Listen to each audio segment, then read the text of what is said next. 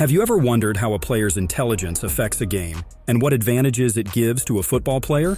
After all, sometimes it is the genius of a certain player that becomes the key factor of success. In this video, we will analyze impressive episodes that prove that intelligence in football is as important as physical fitness, and talk about cases of the highest IQ in football. This is the second part of such video, since under the last part you were active. We just had to make the next part. And now I do not want to take away your time. Enjoy your watching, and who is eating right now, I wish you a bon appetit. Harry Kane, a master goalscorer and last season's top scorer, is not only excellent at finishing but also incredibly skilled at organizing the game. In the match against Mainz, Bayern's players intercepted the ball, leaving Kane seemingly in a hopeless position, surrounded by two opponents and with a third blocking the center. The Englishman took a quick glance to the left for just half a second before committing the unthinkable. Gathering his last strength, Harry made an elegant pass towards Jamal Musiala, which may not even have been noticed by the TV cameras. The ball landed perfectly at the feet of Jamal, who then skillfully dealt with the defender and shot into the bottom corner of the Mainz goal.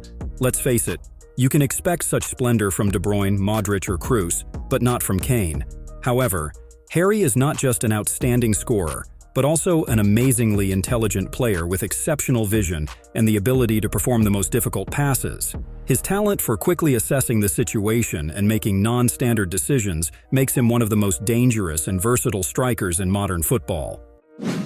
We're heading to a match between Manchester United and Arsenal. The Red Devils launched a lightning-fast counterattack, during which Alejandro Garnacho broke through one-on-one with the goalkeeper and ultimately found the back of Arsenal's net with a low strike into the corner. Initially, the goal was awarded and the Argentine celebrated in Cristiano Ronaldo's iconic style, putting his team ahead. But it wasn't meant to be. VAR intervened, revealing a perfectly executed offside trap by Arsenal's defense. Just look at the brilliance of Brazilian defender Gabriel. He anticipated the pass to Garnacho and made a sharp move toward the center at precisely the right moment. It worked. VAR showed that Arsenal had been saved from conceding by mere centimeters. Had Gabriel hesitated for even half a second, Garnacho's goal would have stood. Instead, Gabriel showcased incredible tactical awareness and lightning-fast reactions, perfectly executing the offside trap and saving his team from a goal. Arsenal went on to defeat the Red Devils. Gabriel's ability to instantly analyze the situation and make the right decisions under pressure highlights why he is such a vital part of Arsenal's defense. We are heading to the match between Ajax and Juventus, which took place in 2019 in the quarterfinals of the Champions League. In the 45th minute of the game, with the score 0-0, the players of the Italian club got a corner kick. First look at the goal itself. Cristiano Ronaldo broke into the free space and almost point-blank shot at Andre Onana's goal. But even in such a seemingly standard episode, there is a hidden trick. Pay attention to the positions of Bonucci and Ronaldo. And now, look what a circular around the penalty area made Cristiano. All this is a brilliant preparation of Juventus players. Leonardo Bonucci did not take his eyes off De Ligt for a second. The Dutch defender lost Ronaldo from sight, just did not know what to do next, because he was not defending anyone, and as a result it turned out that De Ligt simply knocked down his partner in the penalty area, and Bonucci did not allow his fallen opponent to stand up and played as if in the role of a wall. As a result, Ronaldo, who made a decent run in the penalty area, was alone in front of goal. And then it was only needed to score, and it was certainly handled by a master like Ronaldo. Cristiano's goal was the result of a carefully planned and masterfully executed combination. It demonstrates how teamwork and tactical cunning can lead to the successful completion of even a standard game episode. Trent Alexander-Arnold's corner kick, I don't think I need to tell you about this episode, which has already become iconic, is known to everyone. 4 years later, a similar scenario could be seen in the championship match of Saudi Arabia. First, Karim Benzema failed to score a goal from the 11-meter mark, as the goalkeeper made a great save, and here began the most interesting thing. The ball was thrown ball boy directly to the corner player, and while the goalkeeper was lying on the field and his partners were thanking him for the save, Al Ittihad player performed an instant corner kick. As a result, the ball ended up at Abderrazak Hamdallah, and the Moroccan forward, as if in training, calmly sent the ball into the goal net. Some may blame the opponents for stupidity and inattention, but there is no denying the fact that this is a brilliant example of using instant intelligence and understanding of the situation. And it takes a certain skill, and such moments can happen to both Barcelona and Saudi Al-Tai. This episode emphasizes the importance of concentration throughout the 90 minutes of the game. Let's move on to the competent defensive play. And it is not surprising that the hero of the episode was the prime Virgil van Dijk of the 2018/2019 season. In one of the moments of the game, Van Dijk found himself in a situation of 1 against 2. The Dutchman knew well that Moussa Sissoko plays only with his right foot, and therefore took a competent position to exclude the possibility of a pass to Son.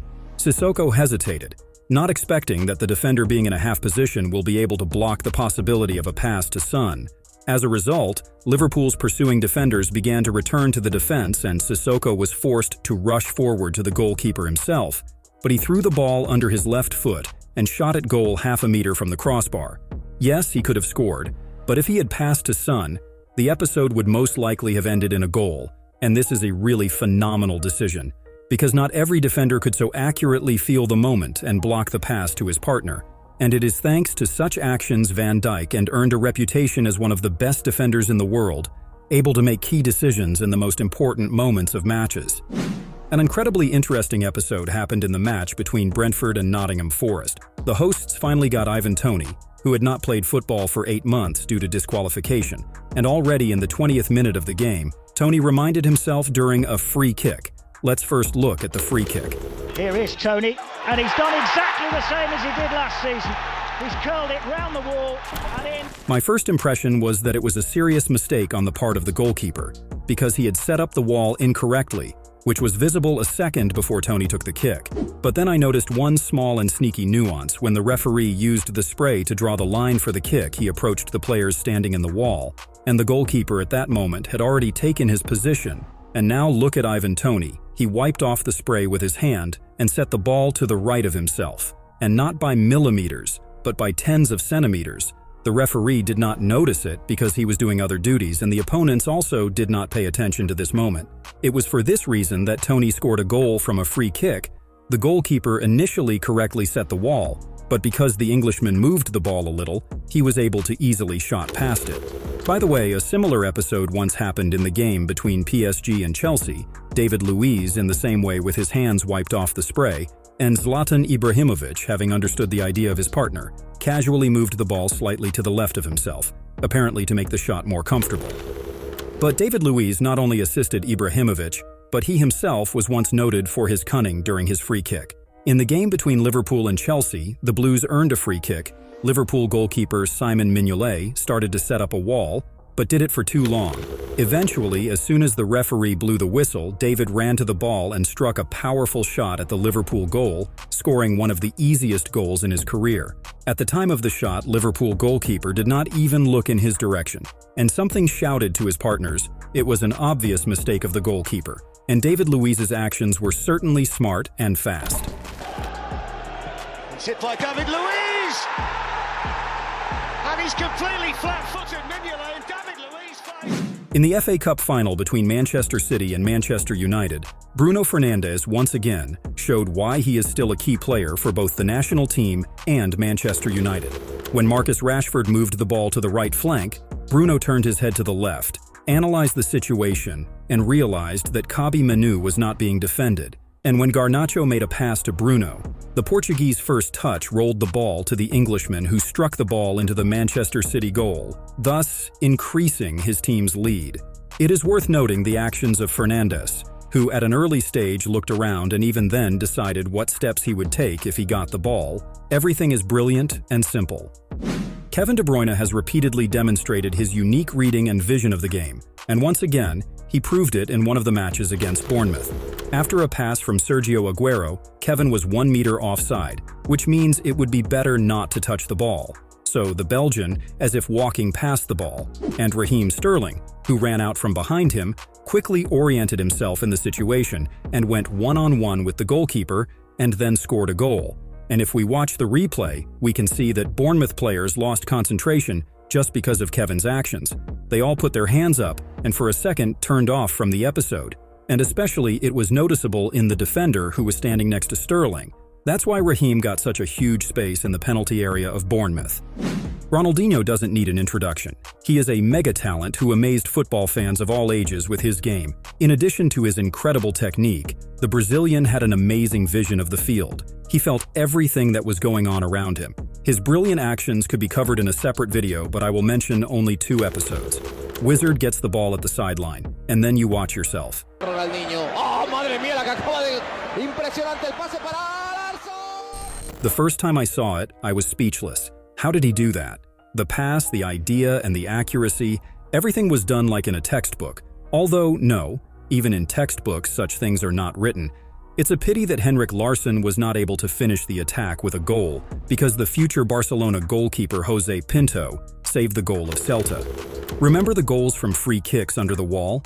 Ronaldinho can be considered the discoverer of this shot, because in 2005, the Brazilian began to execute a free kick.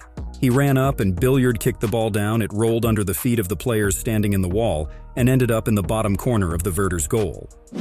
How to literally turn off the opponent from the episode showed Thomas Müller. When Robin left at speed from Alba, Jordi still had the opportunity to get close to Arjen, but then, out of nowhere, came Müller, who within the rules simply pushed Jordi away and allowed his partner to score the 3rd ball in Barcelona's goal. After the game, there was a funny episode when you could see Müller and Robin discussing the blocking of Alba.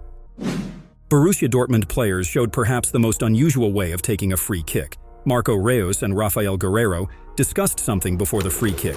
Then the Portuguese raised both hands up and ran past the ball, and Reus continued to stand still. And now all eyes focus on Guerreiro. He unobtrusively approached the ball, and then made a sharp dash and sent a pass into the opponent's penalty area, where the first on the ball was Paco Alcácer, who headed the ball into the goal. A truly brilliant piece of work, but many also suggested that it was just luck, and the second time such a trick will not succeed. Juventus players in 2020 also showed an unusual way of taking free kick. Miralem Pjanic showed that he was going to cross into the opponent's penalty area, but instead he gave a perfect pass to Cristiano Ronaldo. The Portuguese only had to finish it off with a goal, which he did with a powerful shot into the bottom corner of Sampdoria's goal. Obviously, this was the plan, as Cristiano made the run immediately after Pjanic had headed towards the ball. Next in line is the trickster Sergio Ramos. In the 2nd minute of the match against Espanyol, he received a yellow card for a hard foul on a player of the host. The card was deserved, but there were still 88 minutes of game time ahead, which posed a threat to the team, and after 20 minutes, Espanyol player decided to kick from 25 meters, and a powerful shot hit Ramos. The Spaniard immediately fell to the field and grabbed his face, and on the broadcast it seemed that the ball really hit him in the head. Sergio continued to hold his face, and the whole stadium believed that the ball really hit him in the face, but the replay showed that many people did not notice, because at the time of the shot, the Spaniard blocked the ball with his hands, not allowing it to fly towards the goal. In fact, the ball flew at a distance from the face of Ramos. That was a deliberate play with his hand, however. Thanks to his cunning and experience, Sergio was able to deceive the referee, who did not react to the protests of players and fans. Thanks to this, Spaniard avoided a second yellow card, and Real Madrid remained in the full team, successfully outplaying the opponent. Well, this episode once again demonstrated not only skill, but also incredible cunning Ramos, who skillfully uses his knowledge of the game, as well as the psychology of opponents, fans, and the referee to achieve the desired result. Let's finish the video with a funny episode. How to ignore the annoying journalists again showed Thomas Müller. The German realized that now will have to give an interview, and so he came up with an ingenious life hack to avoid communication with the press. On arrival at the airport in Germany, he pretended to talk on the phone. The whole trick is that Müller did not have a phone, and he used an ordinary passport for the call. Of course, it was just a joke, and no one took it seriously, but it worked because Thomas quickly walked away from the press and went about his business. In football, as in life, it is important not only what you do on the field, but also how you do it. The greatness of players with the highest IQ is not just their physical fitness or technical skills, but the ability to read the game, to anticipate the moves of opponents and make decisions that change the course of matches. These players are like chess players who always think a few steps ahead. So, if you are interested in how other players become masters of tactical genius, subscribe to our channel, put a like and share this video with friends. I hope you enjoyed our second part of the highest IQ in football. Well, if you want to continue this rubric, let's try to collect under this video 500 likes, and do not forget that in football, victory is not only physical strength, but also the power of the mind. And this is where I say goodbye to you. The most important thing is to love football and take care of yourself and your loved ones. I'ma take this badge off me.